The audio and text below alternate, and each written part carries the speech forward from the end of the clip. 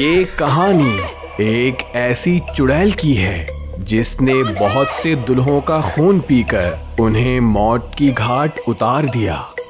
Viewers, اگر آپ ہمارے چینل کہانی کلب پہ نئے ہیں تو ہمارے چینل کو سبسکرائب کریں تاکہ ہمارے چینل پر نئی کہانی کی اپڈیٹس آپ کو حاصل ہوتی رہیں۔ تو آئیے چلتے ہیں آج کی کہانی کی طرف۔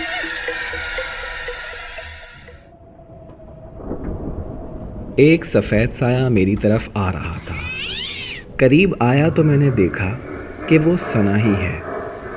انہوں نے بہت معصوم صورت بنائی ہوئی تھی اور مجھ سے معافی مانگنے لگی۔ سفیر بھائی، مجھے معاف کر دیں، میں جینا چاہتی ہوں اور میرا وعدہ ہے آئندہ میں کسی کو کوئی نقصان نہیں پہنچاؤں گی۔ کافی دیر خاموش اور مایوس کھڑی ہونے کے بعد وہ چلی گئی۔ پھر پیر بابا میرے سامنے آئے اور انہوں نے کہا کہ بیٹا، اس کو معاف کر دو، وہ تم سے معافی مانگ رہی ہے۔ اس کی یہ سزا بہت ہے کہ سب کے سامنے اس کا چہرہ بے نقاب ہو گیا۔ میں پیر بابا کی بات کرنے ہی والا تھا کہ میرے کانوں میں آواز آئی، یہ سب نظر کا دھوکہ ہے، یہ میں نہیں ہوں، تم اپنا عمل جاری رکھو۔ پھر وہ پیر بابا بھی وہاں سے چلے گئے۔ میں اسی چکر میں تھا کہ یہ چلہ کس طرح پورا ہو۔ صبح ہونے سے پہلے قبرستان ایک شور سے جاگ اٹھا تھا۔ قبروں سے مردے نکلنے لگے، درخت ٹوٹنے لگے، پرندے بے چین ہو کر ہوا میں اڑ رہے تھے۔ کچھ درختوں کو آگ لگ گئی۔ جس قبر پر میں بیٹھا تھا وہ بھی مسلسل تڑپ رہی تھی اور مجھے اپنا عمل کرنے میں مشکل ہو رہی تھی۔ پھر میں نے دیکھا کہ ثنا بھابھی کے ساتھ چند اور لوگ میری طرف آ رہے تھے، جن میں میرا مرحوم دوست اکبر بھی تھا۔ انہوں نے مجھ سے کہا کہ ہم نے ثنا کو معاف کر دیا ہے، اب تم بھی اس کو معاف کر دو۔ میں نے ان کی ایک نہ سنی تو وہ غضب میں آ گئے اور مجھ پر قبروں سے پتھر اٹھا اٹھا کر مارنے لگے، لیکن کوئی بھی پتھر مجھے نہ لگا، سب قریب جا کر گرتے رہے۔ فون کی گھنٹی سن کر میری آنکھ کھل گئی۔ کمرے میں روشنی نہیں تھی، شاید ہمیشہ کی طرح آج بھی بجلی نہیں تھی۔ کمرے میں کھڑکی کے ذریعے چاند کی چاندنی داخل ہو رہی تھی، جس کی وجہ سے میں اپنا فون تلاش کر سکا۔ فون میں نے جلدی سے کان کے ساتھ لگایا۔ ہیلو، السلام علیکم۔ بچاؤ بچاؤ، مجھے بچاؤ، خدا کے لیے میری مدد کرو۔ جی کون؟ رات کے اس ٹائم کون ہو تم مجھے تنگ کرنے والے؟ میں ہوں تمہارا دوست اکبر۔ ہاں اکبر، کیا بات ہے، کیوں رو رہے ہو؟ یار وہ مجھے مار دے گی، میرا خون پی جائے گی، وہ میری طرف آ رہی ہے۔ کون کون کون تمہیں مار دے گی؟ ہیلو ہیلو اکبر، لیکن کوئی جواب نہ آیا۔ میں نے خود اکبر کا نمبر ڈائل کیا، لیکن دوسری طرف سے کوئی جواب موصول نہیں ہو رہا تھا۔ میں اچانک اس کی باتوں سے پریشان ہو گیا تھا۔ اکبر کی نئی نئی شادی ہوئی تھی، وہ میرے ساتھ بینک میں کام کرتا تھا اور ہم بہت اچھے دوست تھے۔ میرا نام سفیر حسین ہے، میں ایک غیر شادی شدہ ہوں اور آزاد فطرت کا مالک ہوں۔ میں نے الماری سے اپنا ریوالور نکالا اور اکبر کی طرف چل دیا۔ اکبر کا گھر کم آبادی والے علاقے میں تھا۔ گھر کے پاس ایک نہر گزر رہی تھی اور اس کے پار ایک قبرستان تھا۔ جلد ہی میں اس کے گھر پہنچ گیا۔ اس کا گھر 3 کمرے پر مشتمل تھا، 2 کمرے اور ایک باورچی خانہ اور ایک چھوٹا سا صحن تھا، جس میں ایک بہت بڑا پرانا کیکڑ کا درخت تھا جس کے اوپر بہت سے پرندوں کے گھونسلے بنے ہوئے تھے۔ صحن سے ہوتے ہوئے میں نے کیکڑ کے درخت پر نظر ڈالی۔ پرندے خاموشی سے اپنے گھونسلوں میں دب کر آرام کر رہے تھے۔ حویلی کا دروازہ ہمیشہ کی طرح کھلا ہی تھا، لیکن کمرے اندر سے بند تھے۔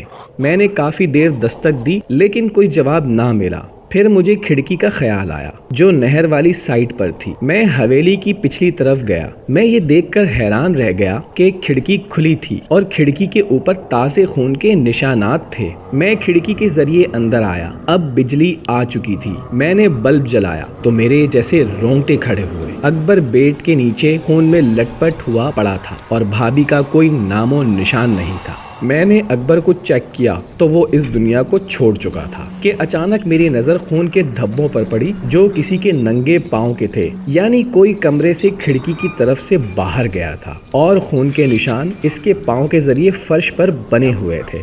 میں نے پہلے گھر کی تلاشی لی لیکن بھابھی کا کوئی پتہ نہ چلا۔ لیکن ہو سکتا ہے کہ وہ قاتل بھابھی کو ساتھ لے گیا ہو۔ میں نے پاؤں کے نشانوں کا پیچھا کرنے کا فیصلہ کیا اور کھڑکی کے ذریعے باہر آ گیا، لیکن میں نے تھانے کو کال کر دی تھی اور سب حقیقت بتا دی تھی۔ پاؤں کے نشان ٹارچ کی روشنی میں بہت واضح نظر آ رہے تھے، لیکن یہ کیا؟ یہ نشان تو نہر میں جا رہے تھے، یعنی قاتل نے نہر پار کی تھی، پر میں نہر پار نہیں کر سکتا تھا، اس لیے میں نے 1 کلومیٹر لمبا چکر نہر سے ہو کر لگایا اور پھر نہر کی دوسری جانب ان پاؤں کے نشان تلاش کرنے لگا۔ جلدی تازے پاؤں کے نشان مل گئے۔ یہ نشان قبرستان کی طرف جا رہے تھے۔ مجھے قبرستان سے ڈر لگتا ہے کہ اچانک میرے کانوں میں پولیس کی گاڑی کی آواز آنے کا شور سنائی دیا تو میں واپس اکبر کے گھر کی طرف چل دیا۔ میں نے اپنا تعارف کروایا اور بتایا کہ یہ نشان قبرستان میں جا رہے ہیں۔ میں قبرستان میں اکیلا نہیں جا سکتا، اگر آپ نے ساتھ چلنا ہے تو چلو، کیونکہ وہ قاتل بھابھی کو قبرستان لے گیا ہے۔ انسپیکٹر نے اپنے ساتھ 2 آدمی لیے اور باقی وہاں شواہد اکٹھا کرنے لگے۔ ہم قبرستان میں داخل ہو گئے۔ قبرستان بہت ہی قدیمی معلوم پڑتا تھا۔ میں پہلے اس قبرستان میں نہیں آیا تھا۔ قبریں ٹوٹ پھوٹ کا شکار تھیں۔ پاؤں کے نشان اب ہمیں نہیں مل رہے تھے۔ ہم لوگ ادھر ادھر پھر رہے تھے۔ انسپیکٹر صاحب نے کہا، کیا اکبر کی کسی سے زیادتی دشمنی تھی یا کاروباری دشمنی وغیرہ تو نہیں تھی؟ انسپیکٹر صاحب، اکبر بہت ہی شریف اور خاندانی انسان تھا، اس کی کسی سے کیا دشمنی ہو سکتی ہے؟ اچھا، تو اس کی شادی کب اور کہاں ہوئی تھی اور اس نے بینک سے چھٹی لی تھی؟ سر، صبح اس کی حاضری تھی۔ ثنا سے اس کی ملاقات ایک پارٹی میں ہوئی تھی۔ اس بات کو 2 ہفتے ہو گئے تھے، گویا ان دونوں نے 2 ہفتوں کے اندر اندر شادی بھی کر لی تھی۔ جی انسپیکٹر صاحب، ثنا اس دنیا میں اکیلی تھی۔ ماں باپ ایک حادثے میں فوت ہو گئے تھے۔ اس کے چچا نے اس کو پالا تھا، اس لیے انہوں نے بھی شادی میں دیر نہیں کی تھی۔ وہ کہاں رہتے ہیں؟ وہ بھی اسی شہر میں رہتے ہیں۔ وہ بھی شریف لوگ ہیں۔ شادی کے دن ان کے گھر میں گیا تھا۔ بہت نیک دل اور اچھی فیملی ہے۔ اچانک سپاہی نے آواز دی، انسپیکٹر صاحب، یہاں پر ایک لڑکی پڑی ہے۔ ہم ایک طرف چلے گئے اور ایک درخت کے نیچے بھابھی ثنا پڑی ہوئی تھی، اور میں یہ دیکھ کر حیران ہو گیا کہ وہ نشان بھابھی کے پاؤں کے تھے، کیونکہ اب ان کے پاؤں پر خون جم چکا تھا اور وہ بے ہوش تھیں۔ انسپیکٹر صاحب نے گاڑی والے کو کال کی، وہ قبرستان کے پاس گاڑی لے آیا اور ہم بھابھی کو اٹھا کر قبرستان سے باہر لے گئے۔ گاڑی وہاں پہلے سے ہی موجود تھی اور اس کو اسپتال لے گئے۔ بھابھی کافی دیر سے بے ہوش تھی اور وہ بتا سکتی تھی کہ اکبر کا قاتل کون ہے اور وہ قبرستان میں کیسے آئی ہیں۔ میں اکبر کے کفن دفن میں مصروف تھا۔ اکبر کا بھائی اور والد بھی گاؤں سے آئے تھے۔ اکبر کا بڑا بھائی اکرم بہت پریشان تھا، کیونکہ وہ اپنے بھائی سے بہت پیار کرتا تھا۔ والد کا بھی برا حال تھا، وہ تو اکبر کی ضد کے پیچھے خاموش تھے۔ اکبر ہی ضد کر کے شہر آیا تھا اور بینک میں ملازم ہو گیا تھا۔ شادی بھی اس نے اپنی پسند سے کی تھی۔ ثنا بھابھی پر بھی شک کر رہے تھے، طرح طرح کی باتیں کر رہے تھے۔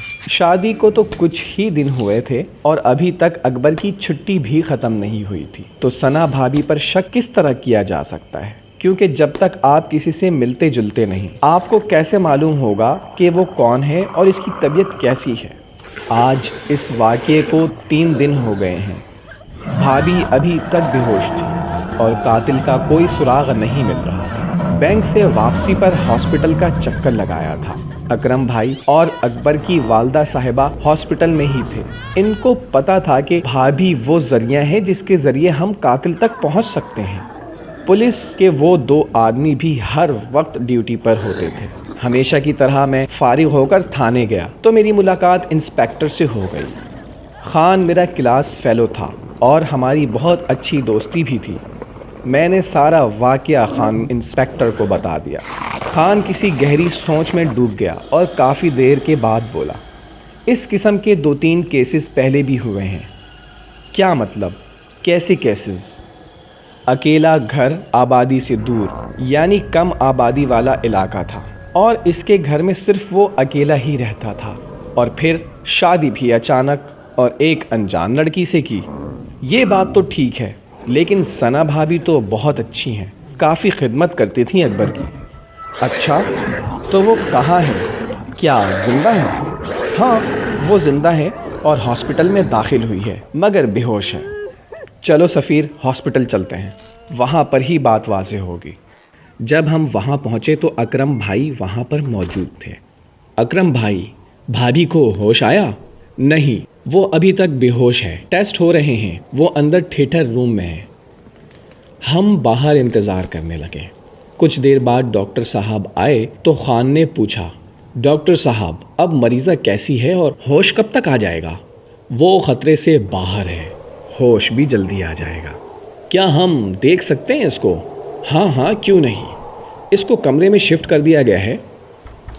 ہم تینوں کمرے میں آئے تو میں نے دیکھا کہ خان بھابھی کو غور سے دیکھ رہا ہے۔ یہ ثنا بھابھی ہے، اکرم نے کہا۔ اس کو جانتے ہو؟ آؤ میرے ساتھ باہر آؤ۔ ہم دونوں باہر آئے اور ایک طرف ہو کر کھڑے ہو گئے۔ خان نے بتایا، سفیر، یہ ثنا لڑکی ہے جو ہمیں مل نہیں رہی تھی، کیونکہ ہر قتل ہونے والے دلہا کے ساتھ ہمیں اس کی ہی تصویر ملی ہے، لیکن یہ ہمیں نہیں مل رہی تھی۔ یہ کیا کہہ رہے ہو؟ ثنا بھابھی قاتل ہے اور وہ بھی اکبر کی؟ میں یہ نہیں کہہ سکتا، لیکن شک اس پر ہی جا رہا ہے۔ میں تمہیں ثبوت دے سکتا ہوں۔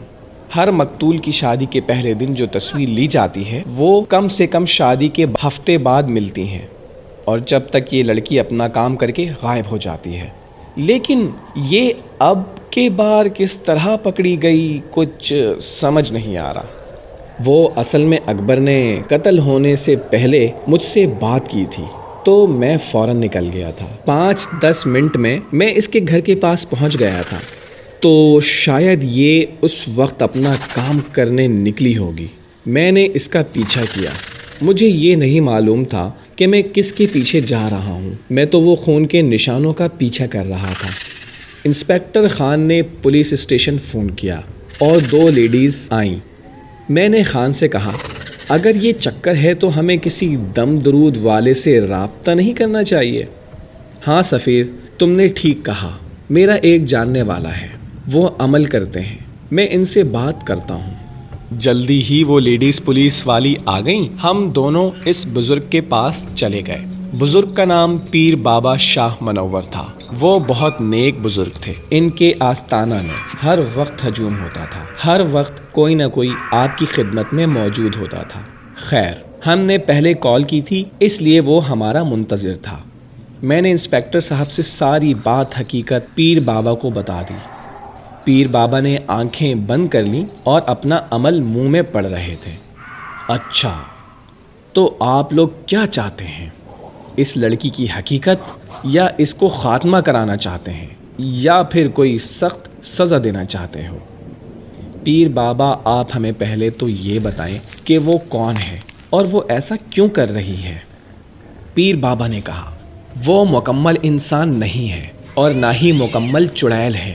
وہ ایک انسان اور چڑیل کے ملاپ سے پیدا ہوئی ہے، یعنی چڑیل کی بیٹی ہے، اور اس کا باپ اس کو چھوڑ کر چلا گیا تھا، جس کو اس چڑیل کی ماں نے مار دیا تھا، اور اس کی ماں چڑیل کو ایک ہندو نے چلا کاٹ کر اپنی قید میں کر لیا تھا، تو اس کی پرورش انسانوں میں ہوئی تھی۔